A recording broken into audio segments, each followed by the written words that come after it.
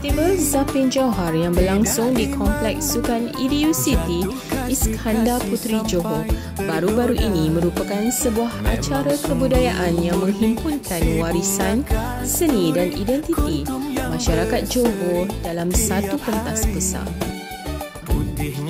Festival yang berlangsung dari 6 hingga 9 November 2025 ini dianjurkan bagi mengangkat martabat tarian Zapin, iaitu salah satu seni tari tradisional paling ikonik di negeri Johor.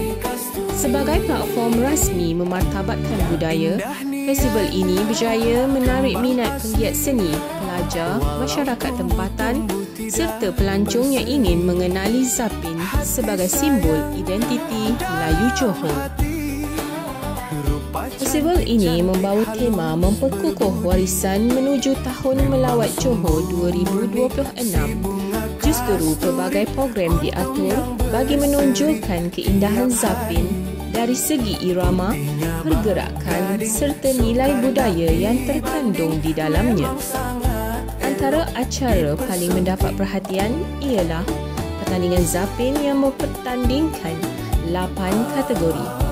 Pertandingan ini menggabungkan penyertaan dari sekolah, kumpulan seni komuniti serta pasukan profesional. Setiap kumpulan mempersembahkan kreativiti tersendiri menerusi susunan langkah, perubahan muzik, koreografi dan pakaian tradisional yang mempamerkan ciri-ciri Zapin Johor yang asli tetapi tetap segar dengan inovasi.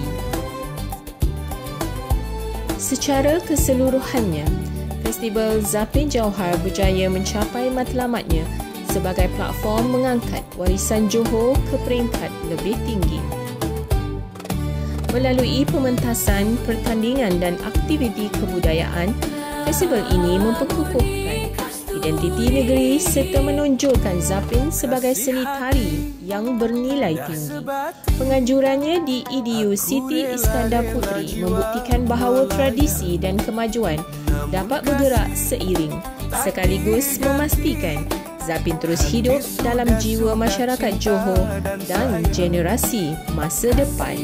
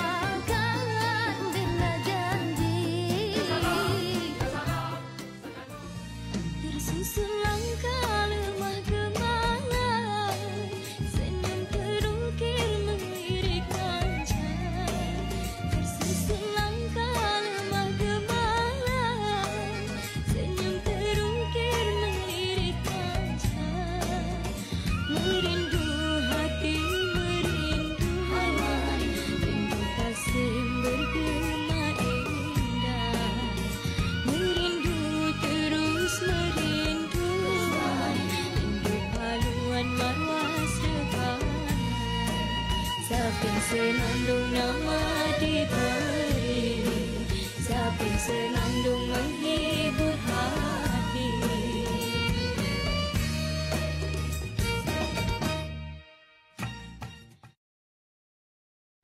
Pertandingan Zapin Cilik Johor yang berlangsung di daerah Pontian merupakan salah satu acara kemuncak dalam Festival Kota Selatan 2025. Pertandingan ini dianjurkan sebagai usaha memperkenalkan seni tarian Zapin kepada generasi muda, di samping memastikan warisan Johor terus subur dalam jiwa kanak-kanak dan remaja. Dengan penyertaan daripada sekolah-sekolah, kumpulan seni, komuniti serta peserta individu, acara ini berjaya mengumpul bakat muda yang menunjukkan kreativiti serta disiplin dalam tarian tradisional.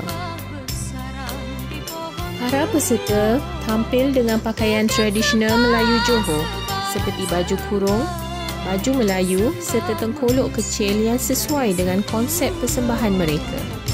Setiap kumpulan mempersembahkan gerak zapin yang kemas dan tersusun, termasuk langkah asas seperti walk, titi batang dan susun silang.